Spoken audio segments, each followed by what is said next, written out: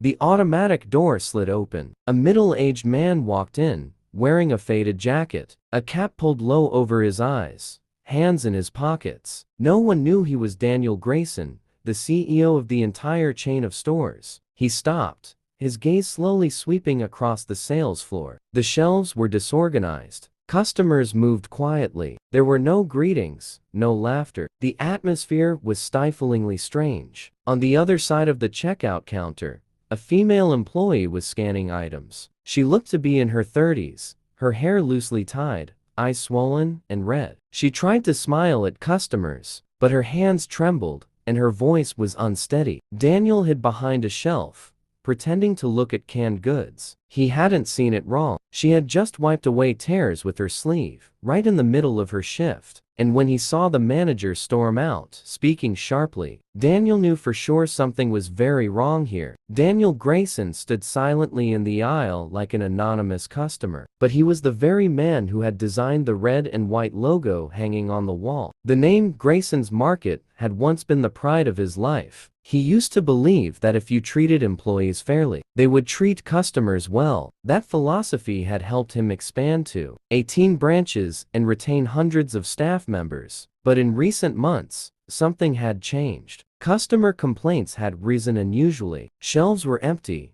employees irritable. Then an anonymous letter reached him, claiming that someone was being mistreated within his very own system. Regional managers dismissed it as a rumor, blaming a few lazy and complaining staff members. But Daniel didn't buy it. He knew when many people start to feel injustice, something is definitely rotting from within. Daniel walked slowly past each aisle. He didn't need to pretend. The silence here made everyone invisible. Customers moved like ghosts. No questions, no small talk. Not a single employee greeted anyone. The dairy section was a mess. The bread shelf had only a few torn packages left. A promotional sign had fallen over and was leaning against a trash bin. No one bothered to put it back up. Daniel peeked into the produce section. An onion had rolled onto the floor. Its skin dried out. He bent down to pick it up, but there was no one to return it to. At the old Grayson's Market, every morning the staff would line up to greet customers. Managers were required to check each area for scent,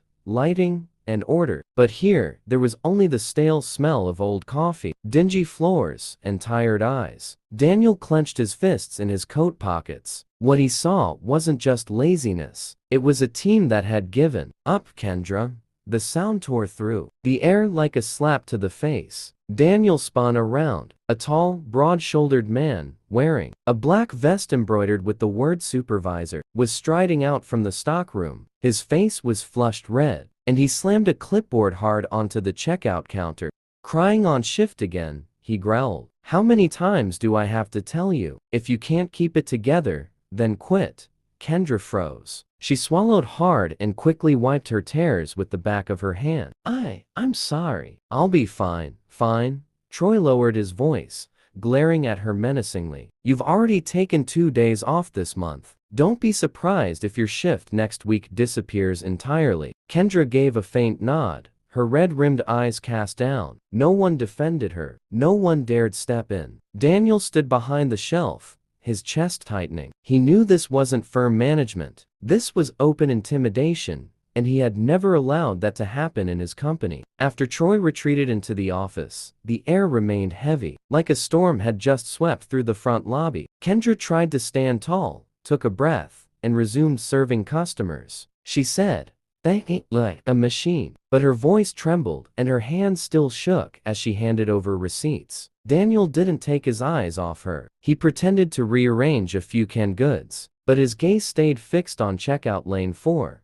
She didn't scream, didn't push back, just silently braced herself to keep from falling apart. As the crowd thinned, Kendra leaned lightly against the counter, clutching a fold of her uniform, her lips pressed tightly together as if holding back another wave of tears. Daniel felt a sting in his chest. It was no longer anger, it was pain. What burden was this girl carrying that brought her to her knees in the middle of a shift? And yet, she still forced herself to keep going as if nothing had happened. Daniel moved over to the snacks and candy section, pretending to search for something. But he noticed everything. The glances, the body language, even the unnatural silences that had no place in a retail store. A young male employee stubbed his toe on an unattended pallet. No one asked if he was okay. He quietly restocked the shelves, head down. An elderly customer stood waiting at the service counter for nearly 3 minutes. No one came. At the frozen goods section, a female employee stretched to attach a new price tag. Her shoulders trembled slightly, and her breathing was heavy, as if just holding herself up took effort. Daniel saw it clearly, a team operating as if they had lost all hope. No one said it aloud, but everyone was tired. Tired in their eyes, their posture, in the unconscious sighs that slipped out. This was no longer just an underperforming store. This was a place where people had stopped believing their work mattered. Daniel shivered. He understood now. The problem ran deeper than he'd thought. Daniel slowly walked to the housewares aisle, picking up a cheap aluminum pan. But his mind was elsewhere, replaying a meeting from just a few weeks ago. On the meeting table that day, amid stacks of colorful reports and sales charts, sat a plain brown envelope with no return address, just a few hastily scrolled lines. Someone in the store is being pushed to the edge. You should look into it before it's too late. The regional directors had scoffed. One said, probably some General Z kid sulking because they didn't get a raise. Another chimed in, employees whining as a weekly occurrence. If we paid attention to every complaint, nothing would ever get done. Daniel had stayed silent then, but the letter, he hadn't forgotten. The tone wasn't one of complaint. It was a cry for help. Now, seeing Kendra, seeing this entire team, he understood. The person who wrote that letter was telling the truth, and he was the only one left with enough authority to make it right. During break time, Daniel bought a granola bar from the vending machine and made his way toward the break room. He didn't intend to go in. He just wanted to see how the staff unwound after such a tense shift. But as he approached, he stopped in his tracks. Inside there was the sound of quiet sobbing, then a voice, hushed and broken between breaths. I can't do this anymore. It was Kendra. I tried. I really tried. But nothing's ever enough. They cut my hours this week. I can't even afford gas. My rent's late. Silence. Then another voice, softer, probably the young employee he'd seen earlier in the frozen goods section. Troy's coming after me too. Anyone with kids or who gets sick or asks for time off, he punishes them. Kendra wept. I didn't skip my shift because I was lazy. My son had an asthma attack. He was hospitalized. I begged Troy, but he said I wasn't trustworthy. Daniel stood frozen. Her voice was like a blade, slow and deep. Each word struck at his greatest fear that the company he had built had become a place that crushed people's spirits. It was already dark when Kendra left the store. The lights from the Grayson's Market sign cast streaks across the stained concrete. Daniel followed quietly at a distance. He didn't want to startle her. He just wanted to better understand the silence she always carried with her. Kendra walked slowly, clutching her worn-out bag, her shoulders trembling as if she were still holding back tears. She stopped beside an old sedan, its paint chipped, rear window patched with tape. She opened her wallet, flipping through its compartments. A utility bill, a small ID photo, a nail clipper. Then she turned the wallet upside down and shook it. A few coins tumbled out and scattered. She stared at the small pile of change in her hand trembling, then suddenly covered her face, collapsing into sobs in the middle of the empty parking lot. Daniel stood still, his shadow stretching long under the light. He had read cost reports, heard wage summaries, but never before had he seen an employee cry because she couldn't afford the gas to get home. Daniel still stood there behind a tree in the parking lot. The night wind slipped through his thin coat, but he didn't feel cold, only heavy. In front of him, Kendra remained crouched beside her car. A mother, worker, human being, pushed to the brink inside the very system that bore his name. Daniel had once believed that going undercover was about verifying facts, but in this moment, he knew. He no longer needed verification. He had seen, he had heard, he had felt. As Kendra quietly wiped her tears, opened her car door, and started the engine, its feeble rumble rising, followed by a faint mist of smoke, Daniel closed his eyes for a few seconds. I can't leave this place until I uncover the whole truth. Tomorrow, he would return as a part-time worker, but this time not to find faults, but to protect those being drowned in silence. The next morning,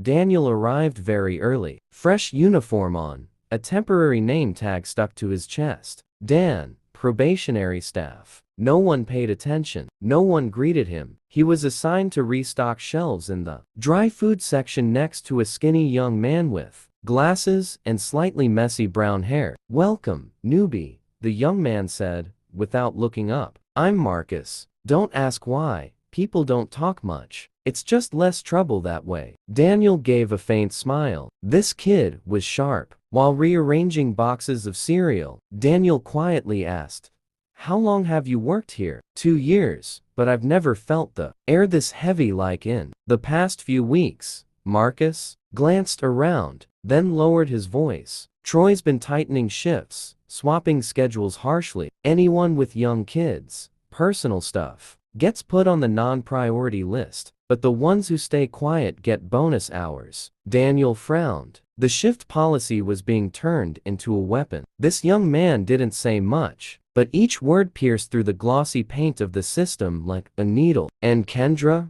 Daniel asked quietly, pretending to adjust a box of noodles on the shelf. Marcus looked at him for a moment, then sighed. "She's the hardest worker here, but after missing 2 shifts because of her kid's asthma, Troy started going after her." Daniel turned toward him. "Asthma?" "Yeah. The boy had an attack at night. Had to be hospitalized. Kendra gave advance notice, asked to switch shifts. No one agreed. She missed them anyway. Since then, she's been cut from almost the entire schedule." Marcus paused, holding a box of baking powder, gripping it slightly tighter. "Now, she's down to just over 15 hours a week. Not enough to cover rent, let alone her kid's medication." Daniel's hand tightened around the cart handle. 15 hours. That figure had come across his desk. He had signed off on it, thinking it was just staffing efficiency at store number 7. Now, he knew that number was the lifeline of a family, and he had unknowingly allowed it to be sliced apart piece by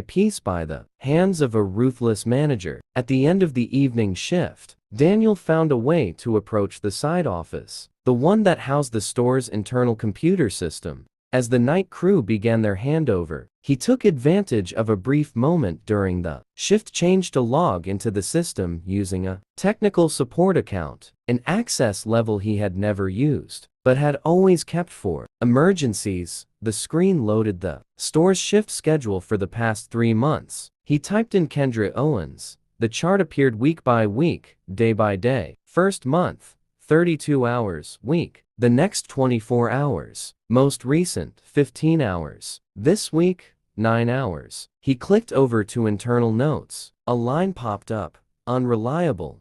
Not priority for scheduling. Daniel clenched his jaw. He tried searching for more names. Marcus, Linda, Jorge, 3 employees who had seemed unusually worn down. All of them showed the same pattern of reduced hours and the same note. But for the trusted staff, those close to Troy, their hours were steady, even slightly increased. There was no more room for doubt. Troy wasn't careless. He was deliberately turning the schedule into a weapon, bleeding the team dry to polish up the reports. That afternoon, Daniel walked toward the manager's office. He knocked 3 times softly. Inside, the sound of paper tearing and faint country music leaked through the door. "Come in."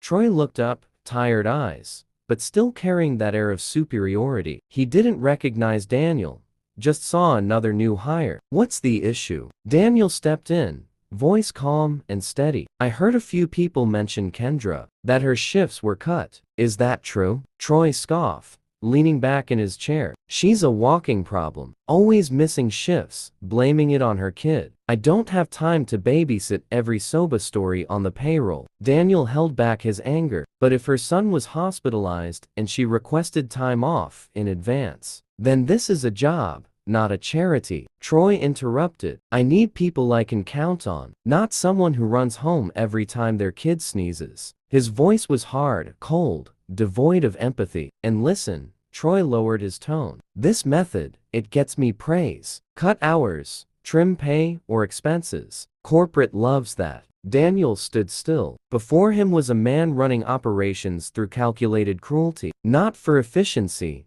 but for personal gain. And Troy truly believed no one would ever find out. Daniel stepped out of Troy's office, both hands clenched tight in his coat pockets. His chest felt as if the block of searing stone had been placed on it, not from exhaustion, but from rage. That man, a person entrusted with leadership, was wielding power like an iron rod, striking down the most vulnerable, cutting shifts to make reports look good, slashing hours for a single mother to keep the KPI clean, crushing human dignity, and being rewarded for it. Daniel stopped in the middle of the aisle, eyes fixed on the Grayson's Market sign hanging at the far end of the hall. His name, and now it was being tied to a model of exploitation. He took a deep breath, then pulled out his phone. His voice was calm but resolute. "Janet, cancel all my meetings tomorrow." "But sir, there's the quarterly strategy." "I know," Daniel cut her off, "but something more important needs my attention. Too many people are paying the price for my silence. I'm going to store number 7, not as the CEO,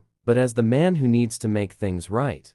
That night, Daniel didn't sleep. He sat by the window of a cheap hotel near the store, holding a cup of tea gone cold. The street light cast a pale yellow glow onto the wooden table where he had spread out hastily scribbled notes, shift hours, employee names, each sign of fatigue he'd witnessed. On the last page, one name was circled in red: Kendra Owens. Daniel closed his eyes. In his mind, he saw the early days of his career when he was a young man, behind the produce counter, hand-wrapping potatoes, scrubbing grease stains off the floor with his own 2 hands. Back then, he had sworn never to let his company become like the ones that had mistreated him. And yet now, Grayson's Market hadn't just betrayed that founding promise. It was quietly crushing people like Kendra beneath its weight. Daniel unlocked his phone and scrolled through employee photos. Troy's face appeared, forced smile, the suit praised by upper management. He swiped it away, then paused at an old team photo. Authentic smiles, people standing shoulder to shoulder with pride. "Enough," he whispered. "Tomorrow morning, I won't hide anymore." Early morning, the first rays of sunlight were still blurred on the glass doors of Grayson's Market when Daniel Grayson stepped inside. This time, no baseball cap, no worn-out coat, no act of being the new hire. He wore a crisp gray suit, a light blue tie, pinned to his chest, a gleaming metal badge. CEO Daniel Grayson. His steps were slow but deliberate. The air in the store seemed to shift, drop, like something had just changed, though no one could quite name it. A few employees looked up and froze. Some recognized him instantly, eyes widening, mouths whispering, "That's him. That's the owner." Kendra spotted him from across the floor. Her hand paused mid-scan. Her eyes locked with his, and she knew. This was no longer the man who restocked shelves yesterday. Daniel walked straight toward the service counter, where Troy stood sipping coffee, muttering over the shift schedule. Troy hadn't looked up yet. Just a few more seconds and then the game would be over. Troy had his head down, eyes on the clipboard, a spoon still in his mouth, stirring coffee absently. He didn't notice the strange stillness slowly rippling through the store around him. A shadow stopped in front of him. Shiny leather shoes, not familiar. "Good morning." A man's voice rang out, deep, clear, and sharp, like a blade wrapped in velvet. Troy looked up, frowning. "Who are you?" Daniel calmly reached into his coat and pulled out a badge. Polished metal, the engraved letters catching the light. "Daniel Grayson, Chief Executive Officer." Troy froze. The coffee in his hand trembled.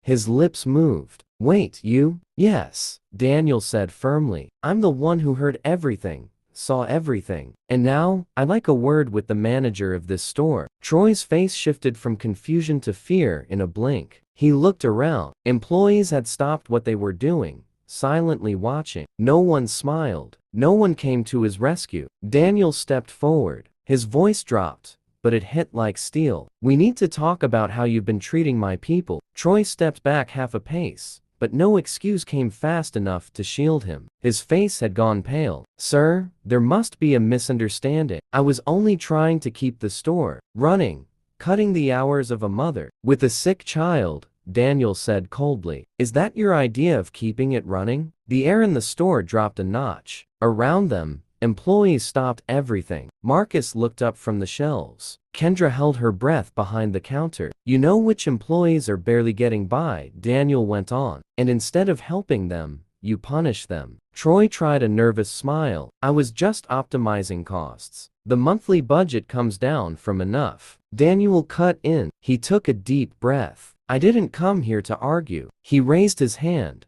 palm open, steady. I came to take back the keys. Troy stood frozen. His eyes darted, hoping someone, anyone, would intervene. No one moved. Slowly, he pulled the key ring from his pocket and placed it into Daniel's hand. You're making a mistake, he said through clenched teeth. These people, they just want to be coddled. None of them want to actually work.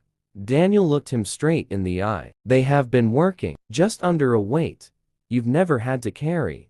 Right after Troy left the lobby, Daniel turned around. His eyes swept across every employee. Faces still stunned, uncertain, even fearful. I need to meet with all of you 10 minutes from now in the break room. No one objected. No one asked why. They simply put down what they were holding and followed his words. The break room had never been this full. Some stood. Some sat.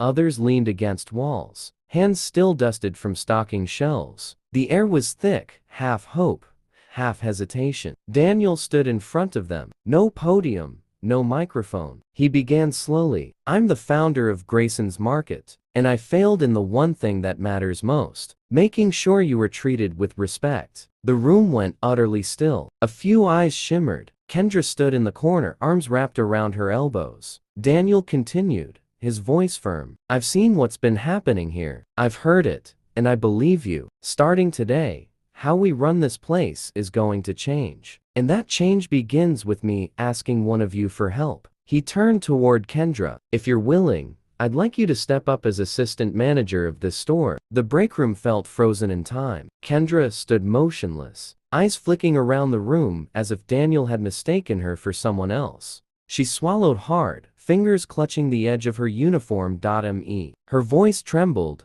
laced with disbelief. Daniel nodded, his gaze unwavering. I want you to be assistant manager officially, with full authority and full trust. Soft murmurs stirred in the back. A few staff exchanged glances. Someone whispered, "It's really her."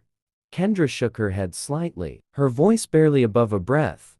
I've been written up. They said I wasn't reliable. I even cried in front of customers. Daniel gave a gentle smile. And you still stood back up. You've worked through pressures no one should face. Yet, you supported your teammates, stayed respectful to customers, and never gave up. The title I'm giving you today is just making official what you've already proven for a long time. Kendra bit her lip, eyes welling up, her whole body tense as if about to crumble. But her voice, when it came, was steady. If you believe in me, I'll try. Daniel nodded, his voice warm and firm. Don't try it, Kendra. You've already done it. Now, just keep going. The door to the manager's office clicked shut behind Kendra with a soft cash. She stood still for a few seconds, not from fear, but because she didn't know where to begin. The room still carried Troy's scent, stale coffee, cheap cologne, and something else intangible, cold and oppressive. Kendra sat in the swivel chair at the center of the room. Her back touched the worn leather of the peeling backrest, one wheel creaking softly beneath her. In front of her was the office computer. She opened the shift schedule, and then her expression began to change. Line by line appeared. Linda, 10 o'clock p.m. to 6 o'clock a.m., 5 consecutive shifts. Jorge, 1 o'clock p.m. to 10 o'clock p.m., then back again at 7 o'clock a.m. the next day. Cassie, no assigned shifts. Note frequent leave requests due to childcare. Kendra frowned and pulled up more records. The schedules were overwhelming. Back-to-back misaligned hours, forcing people into time blocks where they couldn't care for their kids, couldn't study, couldn't live. It hadn't just been her. Troy had manipulated the entire system. Kendra sat in silence, heart pounding. Then she whispered, "He didn't just hurt me, dear. He hurt the whole team." Kendra tore her eyes from the screen. She leaned back in the chair, took a deep breath, then straightened up again. On the desk lay Troy's old notebook, filled with red ink, scribbles. Cut Linda's shifts. Complains too much. Cassie equals troublesome. Jorge not eligible for prime hours. Kendra closed the notebook and pushed it aside. She opened a blank page in the scheduling software and started fresh. The first line she typed, prioritize single mothers. Assign consistent morning shifts. Then, limit consecutive night shifts to no more than 3 days. And if employees have classes, kids, or family duties, notify early and we'll adjust. She typed each line slowly but firmly. Every click was a weld to a system that had once collapsed. Kendra knew it wouldn't be easy. She swallowed hard, fingers clutching the edge of her uniform. Me. Her voice trembled, laced with disbelief. Daniel nodded, his gaze unwavering. I want you to be assistant manager officially, with full authority and full trust. Soft murmurs stirred in the back. A few staff exchanged glances. Someone whispered, "It's really her." Kendra shook her head slightly, her voice barely above a breath.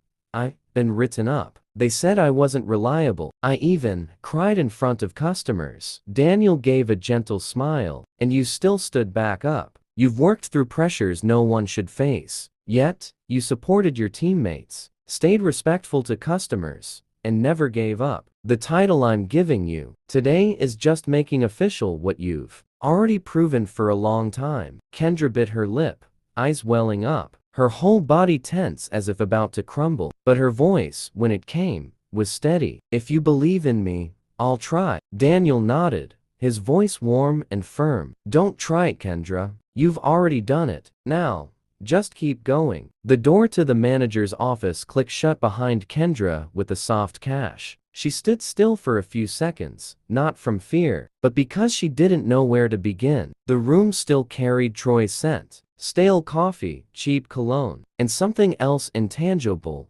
cold and oppressive. Kendra sat in the swivel chair at the center of the room. Her back touched the worn leather of the peeling backrest, one wheel creaking softly beneath her. In front of her was the office computer. She opened the shift schedule, and then her expression began to change. Line by line appeared. Linda, 10 o'clock p.m. to 6 o'clock a.m., 5 consecutive shifts. Jorge, 1 o'clock p.m. to 10 o'clock p.m., then back again at 7 o'clock a.m. the next day. Cassie, no assigned shifts. Note frequent leave requests due to childcare. Kendra frowned and pulled up more records. The schedules were overwhelming. Back-to-back misaligned hours, forcing people into time blocks where they couldn't care for their kids, couldn't study, couldn't live. It hadn't just been her. Troy had manipulated the entire system. Kendra sat in silence, heart pounding. Then she whispered, "He didn't just hurt me, dear. He hurt the whole team." Kendra tore her eyes from the screen. She leaned back in the chair, took a deep breath, then straightened up again. On the desk lay Troy's old notebook, filled with red ink, scribbles. Cut Linda's shifts. Complains too much. Cassie equals troublesome. Jorge not eligible for prime hours. Kendra closed the notebook and pushed it aside. She opened a blank page in the scheduling software and started fresh. The first line she typed, prioritize single mothers. Assign consistent morning shifts. Then, limit consecutive night shifts to no more than 3 days. And if employees have classes, kids, or family duties, notify early and we'll adjust. She typed each line slowly but firmly. Every click was a weld to a system that had once collapsed. Kendra knew it wouldn't be easy. There would be understaffed weeks, difficult customers. But if you wanted to keep good people, you had to begin by respecting the lives they lived outside their uniforms. At the bottom of the new schedule, she typed one final line in bold. Any concerns about shifts? Come see me directly. My door is always open. She looked up through the office window. Staff moved across the floor. Midday sunlight streamed in. And for the first time, she saw hope in this place. That afternoon, Kendra sent an internal message. 5 minutes before the last shift. Staff meeting in the break room. No one knew what was coming, but everyone showed up. The break room felt different today. No Troy, no clipboard slamming, no scowls or narrowed eyes. Just Kendra standing at the front, hands still a little chalky from shelf work, She looked around the room. Many sat hunched. Some stood with arms crossed. Others just waited quietly, cautiously. Kendra began, her voice still shaky, but clear. I know. These past weeks have been hell. I used to think that staying quiet was the only way to survive. She paused, swallowed, but I was wrong. And I'm sorry, not just for staying silent, but for not standing with you sooner. At the back, Marcus lowered his gaze. Linda clenched her hands. Someone gave a small nod. Kendra took a breath. Starting today, you all have the right to speak up. The schedule will match your realities. No one should have to choose between their job and their kids. And if I make mistakes, if I ever treat someone unfairly, you can come straight to me, or if needed, straight to Mr. Grayson. A few heads lifted. Then a single clap echoed, then another. Then the whole room. And cheering. No dramatic moment. Just a collective exhale. The sound of people finally breathing after a storm that lasted far too long. The meeting ended and people slowly filtered out. The tension had eased, but comfort hadn't quite taken its place. Not yet. Kendra lingered near the door, eyes scanning the flow of departing staff. Looking for someone, she spotted Marcus pushing a supply crate toward the stock room. Thin frame, shoulders slightly hunched beneath the weight he'd carried for far too long. Marcus, she called gently. He paused, turned, a little surprised. Yeah, something wrong. Kendra walked toward him. You helped Linda train the new hire this afternoon, right? Marcus scratched his head, smiling awkwardly. Kind of, but I'm not great with people's stuff. Kendra shook her head, smiling back.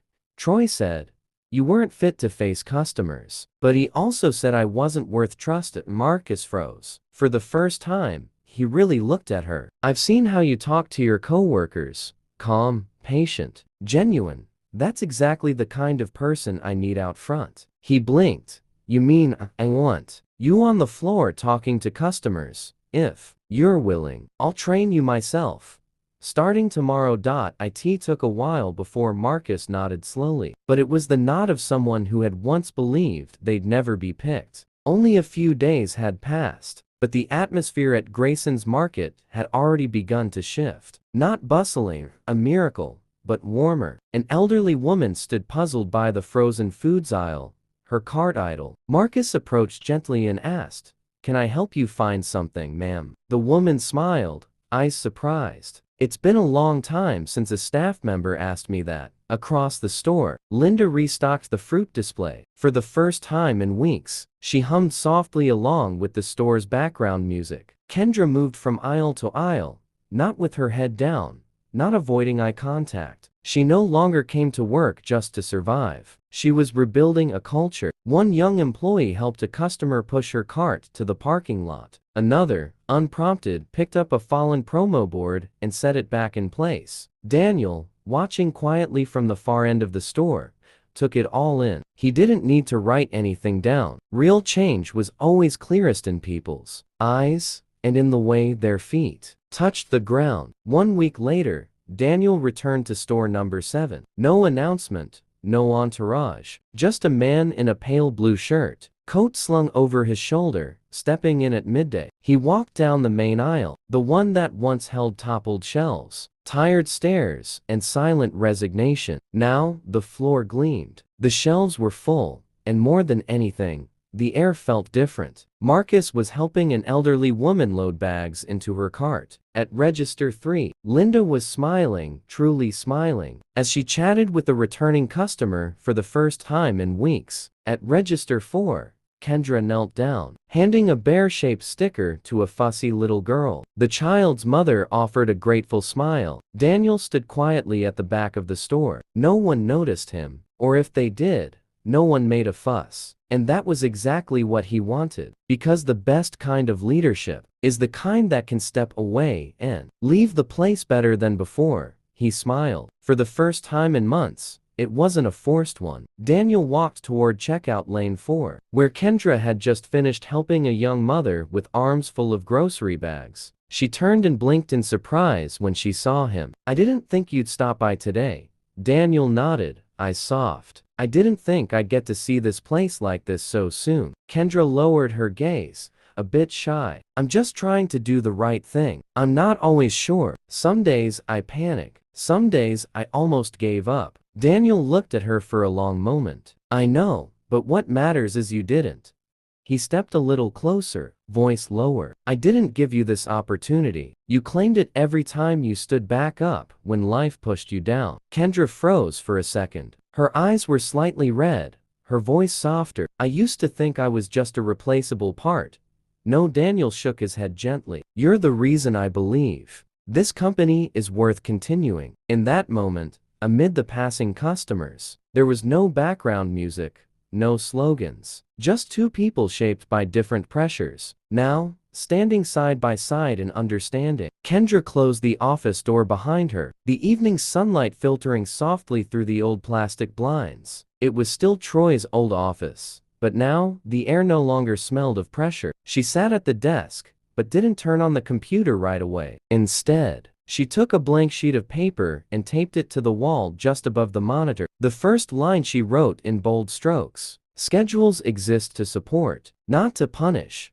Beneath that, she added, one line at a time. Listen first, adjust later. Every hour worked is a piece of someone's life. Never let anyone cry out of fear of losing their job. Good people don't need control, just trust. She paused, took a deep breath, looked at the sheet, then at her own reflection in the locker mirror. Hair neatly tied, uniform crisp, eyes still a little tired, but no longer the same woman who once trembled at the checkout lane. Kendra smiled softly, but genuinely. No need for a fancy title, no need for recognition, just one quiet promise that no one on her team would ever feel alone again. At day's end, the glass doors closed softly behind the last customer. Inside, the warm yellow light slowly dimmed into rest mode. Kendra stood at checkout lane 4, the front line that had once tested every ounce of her strength. She looked around. Marcus was showing a new hire how to check inventory. Linda folded her uniform shirt,